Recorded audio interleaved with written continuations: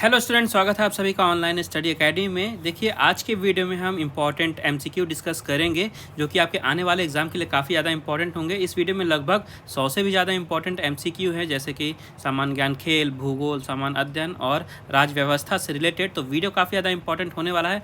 Make sure last तक जरूर देखिएगा और पसंद आए तो लाइक करिएगा। आइए शुरू करते हैं।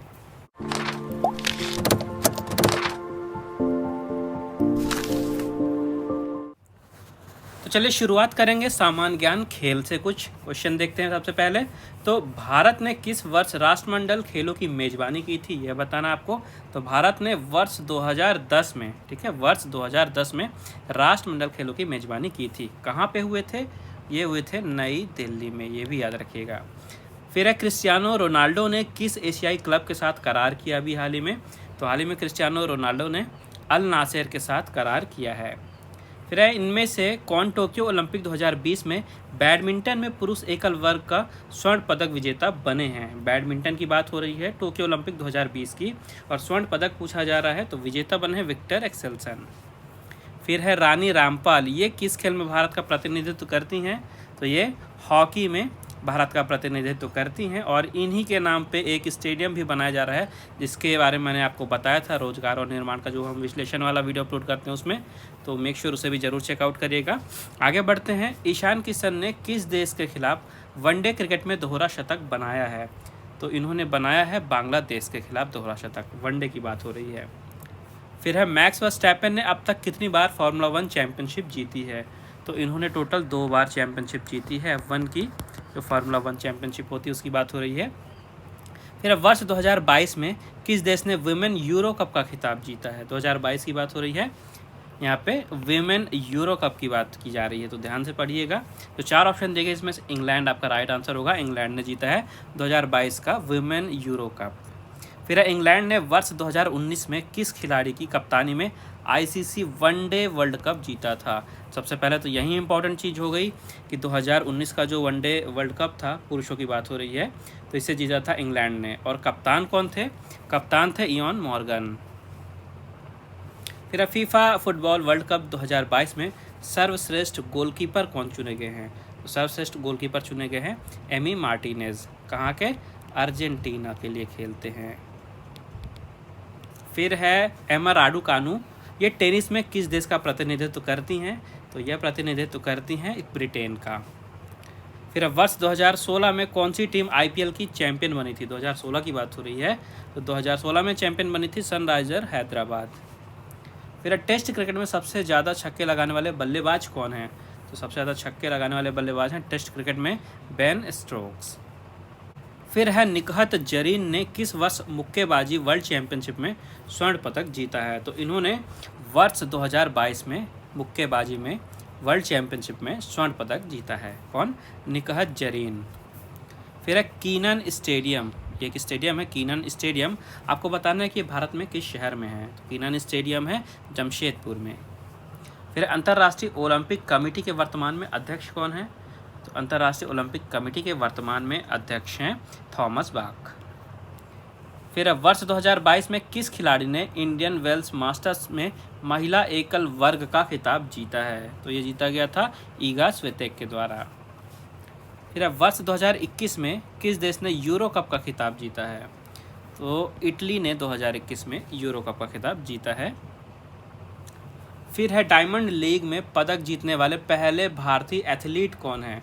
तो पहले भारतीय एथलीट है नीरज चोपड़ा, जिन्होंने डायमंड लीग में पदक जीता है।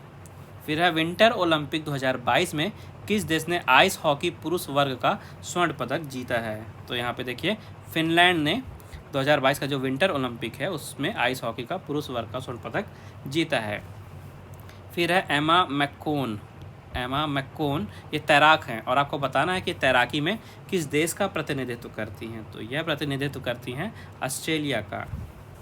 फिर है बर्डी और ईगल, ये तो टर्म है, ठीक है। तो बर्डी और ईगल आपको बताना है, ये जो टर्म है, दो शब्द हैं, इनका इस्तेमाल किस खेल में होता है? तो इन दोनों शब्दों का इस्तेमाल होता है गोल्फ में। फिर है माइकल प्लाटिनी, ये किस देश के महान फुटबॉलर रह चुके हैं? तो ये महान फुटबॉलर थे फ्रांस के। फिर अब वर्ष 2019 में किस देश ने बास्केटबॉल वर्ल्ड कप का खिताब जीता है? तो 2019 में बास्केटबॉल वर्ल्ड कप का जो खिताब है ये जीता है स्पेन ने। फिर है रणजी ट्रॉफी में पहले ओवर में हैट्रिक लेने वाले गेंदबाज कौन हैं? तो जयदेव उनादकट ये रणजी ट्रॉफी के पहले ही ओवर में हैट्रिक लेने वाले गेंदबाज बने हैं। फिर इनमें से कौन सा देश आईसीसी चैंपियंस ट्रॉफी का पहला चैंपियन है? ठीक है, आईसीसी चैंपियंस ट्रॉफी का पहला चैंपियन कौन है? जो 4 ऑप्शन देंगे इनमें से आपको बताना है। तो पहला चैंपियन बना है दक्षिण अफ्रीका।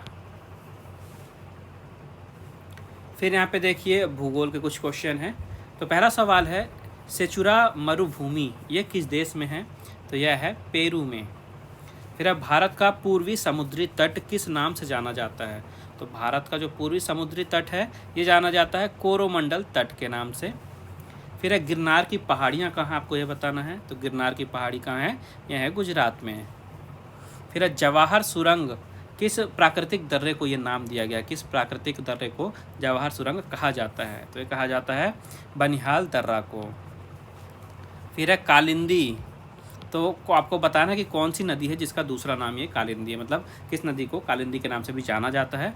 तो यमुना नदी को कालिंदी नाम से भी जाना जाता है। फिर आपको बताना है कि हीराकुंड परियोजना जो है ये किस राज्य में है? तो यह है ओडिशा में। फिर है यहाँ पे देखिए शुष्क वन अनुसंधान संस्थान ये कहाँ पे है? तो ये है जोधपुर में। नेक्स्ट है भारत का ओशियन नेशनल पार्क कहाँ पे है? तो भारत का ओशियन नेशनल पार्क है कच्छ में। फिर है रेंगूर मिट्टी, रेंगूर मिट्टी को और किस नाम से जाना जाता है आपको ये बताना है। तो रेंगूर मिट्टी को काली मिट्टी भी कहा जाता है। फिर है किस फसल के लिए पानी की अधिकता आवश्यक है लेकिन जमाव नहीं? तो देखिए यहाँ पे चाय, देखिए तो चाय जो ऑप्शन है इसके लिए पानी की अधिकता आवश्यक है जबकि जमाव की आवश्यकता नहीं है ज़्यादा। फिर दक्षिण भारत का मैनचेस्टर कौन है? किसे कहा जाता है दक्षिण भारत का मैनचेस्टर? तो कोयम्बटूर को कहा जाता है दक्षिण भारत का मैनचेस्टर। फिर है दीनदयाल बंदरगाह कहाँ पे है? तो गुजरात में है दीनदयाल बंदरगाह। नेक्स्ट है भारत में सबसे कम लिंग अनुपात वाला राज्य कौन है? तो हरियाणा यहाँ पे राइट आंसर है, हरियाणा में सबसे कम लिंग अनुपात है भारत में। फिर 2011 की जनगणना के अनुसार सर्वाधिक कुल शहरी जनसंख्या वाला राज्य कौन सा है? तो यह राज्य है महाराष्ट्र। ठीक है, नेक्स्ट क्वेश्चन है भारत में 2001 से लेकर 2011 में साक्षरता वृद्धि दर क्या रही है? तो साक्षरता वृद्धि दर रही है 9.2% की। 2001 से 2011 की बात हो रही है। नेक्स्ट है भारत में जनगणना 2011 के आंकड़ों के अनुसार मिलियन प्लस आबादी वाले कितने शहर हैं? तो ऐसे 53 शहर हैं जहाँ पे मिलियन प्लस आबादी है। नेक्स्ट है नेताजी सुभाष चंद्र बोस अंतर्राष्ट्रीय हवाई अड्डा कहाँ है? यह बताना है। तो नेताजी सुभाष चंद्र बोस हवाई अड्डा है कोलकाता में। फिर यहाँ पे देखिए अगला सवाल है कि मध्य प्रदेश में जो पीथमपुर है ये किस लिए फेमस है, किस लिए प्रसिद्ध है, आपको बताना है। तो मध्य प्रदेश का पीथमपुर प्रसिद्ध है ऑटोमोबाइल के लिए। फिर है निम्न में से किसे भूरा कोयला कहा जाता है? तो लिग्नाइट को कहा जाता है भूरा कोयला। फिर है मुंबई हाई, यह किससे संबंधित है? तो पेट्रोल से संबंधित है मुंबई हाई। फिर अब पश्चिम बंगाल में रानीगंज है तो इसका संबंध किस क्षेत्र से है? तो रानीगंज का संबंध है कोयला क्षेत्र से। फिर मध्य प्रदेश का पन्ना जो है ये किस चीज़ के लिए प्रसिद्ध है? ये क्वेश्चन तो काफ़ी फेमस है और काफ़ी बार पूछा भी जा चुका है। मध्य प्रदेश का पन्ना फेमस है हीरा के लिए। फिर है काकरा पार, यह परमाणु केंद्र है, यह कहाँ पे है, किस राज्य में है, यह बताना है। तो गुजरात में है काकरा पार। फिर है भारत में विद्युत आपूर्ति सबसे पहले कहाँ शुरू हुई थी? तो सबसे पहले दार्जिलिंग में शुरू हुई थी विद्युत आपूर्ति। फिर है पीली क्रांति किसके उत्पादन से संबंधित है? तो तिलहन के उत्पादन से संबंधित है पीली क्रांति। फिर है मक्के की खेती किस मौसम में की जाती है? तो खरीफ के मौसम में की जाती है मक्के की खेती। फिर यहाँ पे सामान्य अध्ययन के कुछ क्वेश्चन हैं, इन्हें देखते हैं। यहाँ पहला सवाल है मध्य प्रदेश राज्य सतर्कता आयोग का गठन किस वर्ष हुआ था?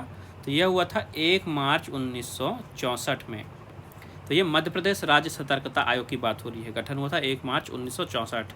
अगर केंद्रीय सतर्कता आयोग की बात करें तो इसका गठन हुआ था 1 फरवरी 1964 में, और 1 मार्च 1964 में हुआ था मध्य प्रदेश राज्य सतर्कता आयोग का गठन। फिर है मध्य प्रदेश राज्य शूटिंग एकेडमी का मुख्यालय कहाँ है? तो यह है भोपाल में। नेक्स्ट है अंतर्राष्ट्रीय प्रकृति संरक्षण संघ का मुख्यालय कहाँ है? तो ये है ग्लैंड में, और ग्लैंड कहाँ है, ये है ग्लैंड स्विट्जरलैंड में। फिर है मध्य प्रदेश पिछड़ा वर्ग आयोग का अध्यक्ष प्रेजेंट में कौन है, वर्तमान में कौन है, तो श्री गौरीशंकर बिसेन, ये हैं मध्य प्रदेश पिछड़ा वर्ग आयोग के अध्यक्ष अगर वर्तमान में बात की जाए तो। फिर टोक्यो ओलंपिक 2020 के समापन समारोह में भारतीय दल के ध्वजवाहक कौन थे, तो समापन समारोह की बात हो रही है, समापन समारोह में ध्वजवाहक थे बजरंग पुनिया। और वहीं अगर बात करें उद्घाटन समारोह की तो वहाँ पे MC मैरी कॉम और मनप्रीत सिंह थे भारतीय दल के ध्वजवाहक, और समापन समारोह में बजरंग पुनिया। फिर भारत में प्रथम कृषि विश्वविद्यालय की स्थापना कब हुई थी, 1960 में हुई थी भारत के पहले कृषि विश्वविद्यालय की स्थापना। फिर है मौर्य काल में प्रयुक्त धरण, ये धरण क्या था, तो धरण एक प्रकार का सिक्का था। फिर सिंधिया वंश के किस शासक ने अपनी राजधानी उज्जैन से ग्वालियर में स्थानांतरित की थी, तो दौलत राव सिंधिया जी, इन्होंने अपने वंश की जो राजधानी थी उसको उज्जैन से शिफ्ट करके ग्वालियर कर दिया था, दौलत राव सिंधिया, याद रखिएगा। फिर मध्य प्रदेश इको पर्यटन विकास बोर्ड का गठन कब हुआ था, 12 जुलाई 2005 में हुआ था मध्य प्रदेश इको पर्यटन विकास का बोर्ड जो है उसका गठन। फिर मध्य प्रदेश को जलवायु आधार पर कितने भागों में विभाजित किया गया है, तो जलवायु के आधार पर मध्य प्रदेश को 4 भागों में विभाजित किया गया है। फिर वर्ष 2011 की जनगणना के अनुसार मध्य प्रदेश की ग्रामीण साक्षरता दर कितनी है, तो मध्य प्रदेश की ग्रामीण साक्षरता दर है 63.9%। फिर यहाँ पे 4 ऑप्शन दिए गए हैं, आपको बताना है कि इनमें से कौन सा मूल अधिकार विदेशी नागरिकों को प्राप्त नहीं है, तो अभिव्यक्ति की स्वतंत्रता, ये जो अधिकार है यह विदेशी नागरिकों को प्राप्त नहीं है। फिर अब भारतीय दूरसंचार विनियामक प्राधिकरण यानी कि try, telecom regulatory authority of India, इसकी स्थापना कब की गई थी, इसकी स्थापना की गई थी 20 फरवरी 1997 में। फिर अब भारत की AI यानी कि आर्टिफिशियल इंटेलिजेंस रणनीति को किस नाम से जाना जाता है, तो भारत की जो AI रणनीति है इसको AI फॉर ऑल के नाम से जाना जाता है, ठीक है, AI फॉर ऑल। फिर है राज्य खाद्य आयोग के अध्यक्ष एवं सदस्यों के वेतन भत्ते सेवा शर्तें कौन निर्धारित करता है, तो जो राज्य की सरकार होती है यह डिसाइड करते हैं, जो भी राज्य खाद्य आयोग के अध्यक्ष हैं और सदस्य हैं उनके वेतन, उनकी सेवा शर्तें। फिर है निम्नलिखित में से सबसे सरल और सबसे पुरानी कंप्यूटर डिवाइस कौन सी है, तो अबेकस, सुना होगा आपने, अबेकस जो है सबसे सरल और सबसे पुराना कंप्यूटर डिवाइस है। फिर है कृत्रिम बुद्धिमत्ता यानी कि AI आर्टिफिशियल इंटेलिजेंस, तो कृत्रिम बुद्धिमत्ता प्रदर्शन को मापने की तकनीक में सहयोगी कौन से हैं इनमें से, तो जो ट्यूरिंग टेस्ट है, ट्यूरिंग टेस्ट यहाँ पे यूज़ किया जाता है AI प्रदर्शन को मापने के लिए। फिर भारत में बीमा क्षेत्र किसके द्वारा नियमित किया जाता है, तो IRDAI, ठीक है, IRDAI ये रेगुलेट करता है भारत में जो भी इंश्योरेंस यानी बीमा के क्षेत्र हैं। फिर है मध्य प्रदेश में हलवा जनजाति कहाँ पाई जाती है, तो बालाघाट में पाई जाती है, मध्य प्रदेश के बालाघाट में पाई जाती है हलवा जनजाति। फिर है डिजिटल इंडिया के कितने स्तंभ हैं, तो डिजिटल इंडिया के टोटल यहाँ पे 9 स्तंभ हैं। फिर है नरसिम्हन समिति का संबंध किससे है, तो बैंक सुधार से संबंधित है नरसिम्हन समिति। फिर है सिलहरा की गुफाएं कहाँ हैं, तो अनूपपुर में है सिलहरा की गुफाएं। फिर है मध्य प्रदेश में नगर पंचायत कितनी है, तो 294 नगर पंचायत हैं मध्य प्रदेश में। फिर आपको बताना है कि एशिया की सबसे लंबी नदी कौन सी है, तो एशिया की सबसे लंबी नदी है यांगटीसी, ठीक है, याद रखिएगा, एशिया की सबसे बड़ी लंबी नदी है यांगटीसी। ये जो नदी है ये चाइना से प्रवाहित होकर प्रशांत महासागर में गिरती है, और ये जो नदी है इसकी टोटल जो लंबाई है ये 6300 किलोमीटर है। तो ये तो हो गई एशिया की सबसे बड़ी सबसे लंबी नदी। अब आपको कमेंट बॉक्स में आंसर देना है, आपके लिए क्विज का क्वेश्चन है कि पूरे विश्व की, पूरे वर्ल्ड की सबसे बड़ी नदी कौन सी है, ठीक है, सबसे बड़ी नदी कौन सी है पूरे विश्व की। एशिया की मैंने बता दी यांगटीसी, और आपको कमेंट बॉक्स में बताना है विश्व की सबसे बड़ी नदी। देखते हैं कौन इसका राइट आंसर देता है। फिलहाल बढ़ते हैं आगे। अगला क्वेश्चन है ऊंचाई मापन करने का उपकरण निम्न में से कौन सा है, तो अल्टीमीटर, अल्टीमीटर का इस्तेमाल किया जाता है ऊंचाई को नापने के लिए। फिर देखिए यहाँ पे राज्य व्यवस्था के कुछ क्वेश्चन हैं, इन्हें देखते हैं। पहला क्वेश्चन है केंद्र राज्य के प्रशासनिक संबंध किस अनुच्छेद में वर्णित हैं? तो अनुच्छेद 256 से 263 में वर्णित है केंद्र राज्य के प्रशासनिक संबंध। फिर है भारत का संविधान भारत को कैसे वर्णित करता है? तो भारत का जो संविधान है ये भारत को राज्यों का संघ के रूप में वर्णित करता है। फिर है नए राज्य के गठन व सीमा में परिवर्तन करने का अधिकार किसको है? तो ये अधिकार दिया गया है संसद को। फिर है मध्य प्रदेश राज्य का गठन कब हुआ था? तो इम्पोर्टेंट क्वेश्चन है, अगर आप मध्य प्रदेश के एग्जाम की तैयारी कर रहे हैं तो कई बार क्वेश्चन पूछा भी जा चुका है और आगे भी पूछा जाएगा। तो याद रखिएगा, मध्य प्रदेश राज्य का गठन किया गया था 1 नवंबर 1956।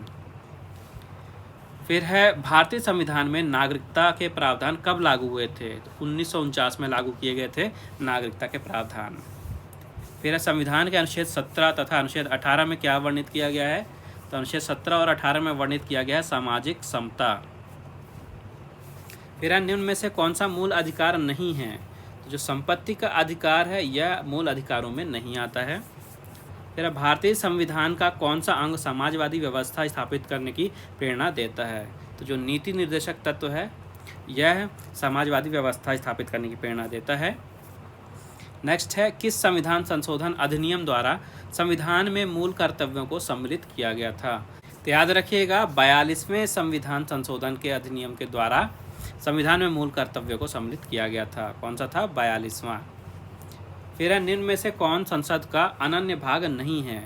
तो लोकसभा, राज्यसभा और राष्ट्रपति तो होते हैं, जो उपराष्ट्रपति हैं यह संसद के अनन्य भाग नहीं हैं। बाकी राष्ट्रपति, लोकसभा और राज्यसभा मिलकर बनाते हैं संसद। फिर है संसद की संयुक्त बैठक को कौन संबोधित करता है? तो राष्ट्रपति संबोधित करते हैं संसद की संयुक्त बैठक को। नेक्स्ट है संघ की कार्यपालिका शक्ति किसमें निहित है? तो ये निहित है राष्ट्रपति में। फिर उपराष्ट्रपति अपने मत का प्रयोग कब करता है? तो जब मत बराबर हो जाते हैं, यानी जो जितने भी मत हैं सब बराबर हो जाते हैं, तो उस स्थिति में जो उपराष्ट्रपति हैं वो अपने मत का प्रयोग करते हैं। फिर है राज्यसभा में राज्यों का प्रतिनिधित्व किस पर निर्भर करता है? तो राज्य की जनसंख्या पर निर्भर करता है ये। फिर भारत में शून्यकाल यानी 0 आवर्स की शुरुआत कब की गई थी? तो शुरुआत की गई थी 1962 में। फिर किसी विशेष दिन लोकसभा में अधिकतम कितने तारांकित प्रश्न पूछे जा सकते हैं? तो किसी विशेष दिन लोकसभा में अधिकतम 20 तारांकित प्रश्न पूछे जा सकते हैं। फिर सबसे कम उम्र में प्रधानमंत्री पद पर आसीन होने वाले व्यक्ति कौन हैं? तो ये हैं राजीव गांधी जी। फिर निम्न में से कौन सा भारत में प्रशासन पर विधायी नियंत्रण का एक साधन नहीं है? तो ये है सदन का विघटन। फिर लोकसभा का सचिवालय किसके प्रत्यक्ष पर्यवेक्षण व नियंत्रण में कार्य करता है? तो लोकसभा अध्यक्ष के पर्यवेक्षण व नियंत्रण में कार्य करता है लोकसभा का सचिवालय। फिर है निम्न में से कौन तदर्थ समिति है? तो यहाँ पे देखिए रेल अभिसमय समिति और आचार समिति, ऑप्शन ए और बी दोनों ही जो हैं ये तदर्थ समिति हैं।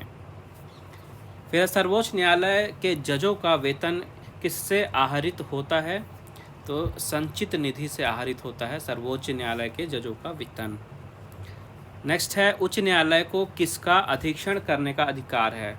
तो अधीनस्थ न्यायालय, ठीक है, अधीनस्थ न्यायालय का अधीक्षण करने का अधिकार है उच्च न्यायालय को। नेक्स्ट क्वेश्चन है राज्यपाल का मुख्य सलाहकार कौन होता है? तो राज्यपाल का मुख्य सलाहकार होते हैं मुख्यमंत्री। फिर मध्य प्रदेश के प्रथम मुख्यमंत्री कौन थे? ये भी काफ़ी इंपॉर्टेंट क्वेश्चन है। तो रविशंकर शुक्ल जी थे मध्य प्रदेश के प्रथम मुख्यमंत्री। फिर परिसीमन आयोग का अध्यक्ष कौन होता है? तो परिसीमन आयोग का अध्यक्ष होता है मुख्य चुनाव आयुक्त। तो आज के अंक में बस इतना ही। आई होप आपको वीडियो यूज़फुल लगी होगी। काफ़ी इंपॉर्टेंट क्वेश्चन है आपके आने वाले एग्जाम्स के लिए, तो बार बार इन्हें आप वीडियो दोबारा देख के रिवीजन भी कर सकते हैं या स्क्रीनशॉट लेके रख सकते हैं इनका आप रिवीजन के लिए। तो आई होप आपको सेशन यूज़फुल लगा होगा। अगर वीडियो पसंद आई हो तो वीडियो को लाइक ज़रूर करिएगा, ज़्यादा से ज़्यादा शेयर कीजिए अपने दोस्तों के साथ, और अगर आपने अभी तक चैनल को सब्सक्राइब नहीं किया है तो सब्सक्राइब करके बेल आइकन दबा दीजिए। इसके अलावा चैनल पर जो रोजगार और निर्माण साप्ताहिक पत्रिका है उसका भी विश्लेषण आता है, तो वो भी ज़रूर आएगा जल्दी ही इस हफ्ते का भी। तो मेक श्योर आप चैनल पे बने रहिएगा, उस वीडियो को भी ज़रूर देखिएगा। काफ़ी सारे इंपॉर्टेंट करंट अफेयर भी कवर होते हैं उसमें। और इसके अलावा आप ऑनलाइन स्टडी अकेडमी को टेलीग्राम पे भी ज्वाइन कर सकते हैं, जहाँ पे आपको daily current affair, vocab, GK, अलग अलग न्यूज़पेपर की, मैगज़ीन की पीडीएफ, जॉब अलर्ट सब कुछ एक ही प्लेस पे अवेलेबल है। तो वहाँ पे आप ज्वाइन कर सकते हैं। टेलीग्राम चैनल की लिंक आपको इस वीडियो के डिस्क्रिप्शन में मिल जाएगी, जहाँ से आप ज्वाइन कर सकते हैं। बाकी मिलते हैं अगले अंक के प्रकाशन के बाद नेक्स्ट वीडियो में। तब तक के लिए take care and thank you guys.